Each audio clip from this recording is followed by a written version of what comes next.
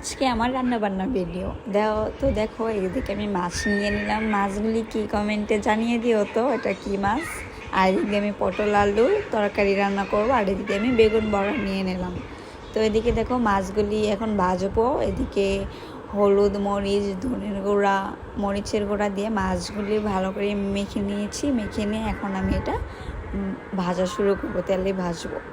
আর এদিকে তো ফাঁকতে আমি ভাত ভাজা করে নিয়েছি, কিছু ভাত ছিল এক্সট্রা, তো এগুলো আমি ভাজা করে নিয়েছি আমি আর আমার ছেলে খাওয়ার জন্য। এদিকে দেখো পটল আলু ভাজবো, বেজে টেজে আমি পরে মশলা দিয়ে তরকারি এটা রান্না করে ফেলবো।